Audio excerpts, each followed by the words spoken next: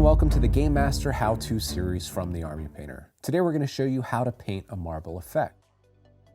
In this tutorial, we're going to demonstrate just how simple it is to craft your own terrain with the materials and tools included in the Game Master Dungeons and Caverns core set. Using our steel ruler and a handy graphite pencil, we'll begin measuring out the border for our terrain piece. We're marking out tiles by 1 inch by 1 inch spacing. You can make this piece as large or as small as you'd like. Then we'll begin marking out some guidelines. This will help us to center our design later on. Now we'll mark off the square border and inner tiles using our steel ruler and graphite pencil. Using our pencil markings as a guide, we will lightly score the markings with our scenery knife. Carefully with your scenery knife and steel ruler, begin cutting out your piece.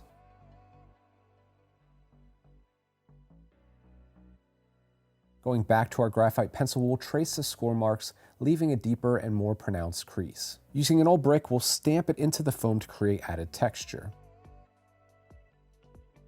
Apply our XPS foam glue in random spots on the tile. Then sprinkle the Game Master scenery sand on top of the glue. Once it's dried, you can shake off the excess. Don't worry if you make a mess, you can always reuse any of the leftover sand for later projects. In a well-ventilated area, give your dungeon and subterranean spray primer a good shake and begin applying a smooth, even coat. When you're finished priming, clean the nozzle by spraying upside down until pigment stops emitting from the nozzle. Using dungeon base and a large dry brush, you'll apply your first base coat. Be sure to get good solid coverage, but it's okay if some of the primer is still left in the recesses.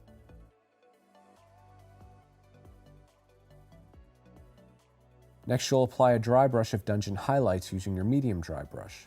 Apply paint to the bristles and remove some of the excess paint onto a towel, leaving only the remaining pigment behind, then lightly flick the bristles across the raised details. You'll follow the same technique with dungeon effects, this time being more conservative with your application.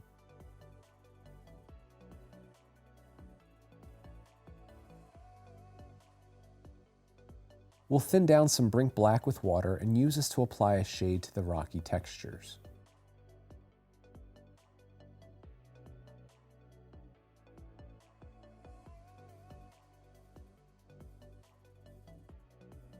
With Cavern highlights and a medium dry brush, we'll apply a base coat to the rocky textures.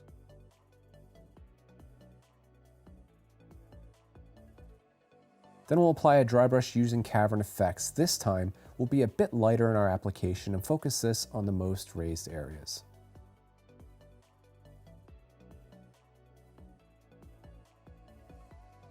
Next, using dungeon highlights and our wash brush, we'll apply a base coat to our inner tiles.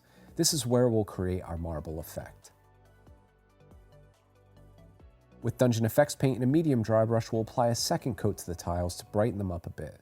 Do your best to leave the darker tones in the recesses of the tiles for added depth.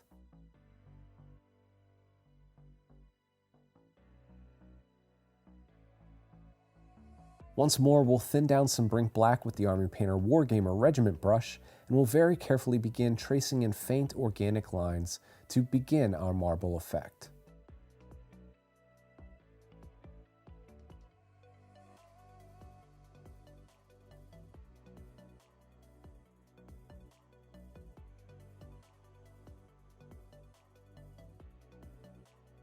We'll repeat the marbling effect using Flesh Wash from the Army Painter's Quick Shade range.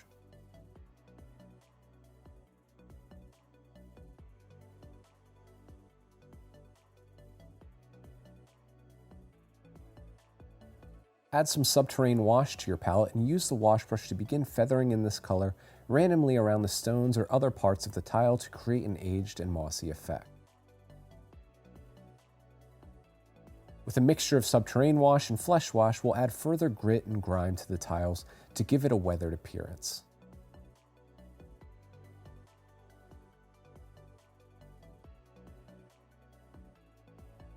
We'll then use Gloss Varnish and Effects Paint from the Army Painter and apply it all over the tiles to give it that realistic marble sheen.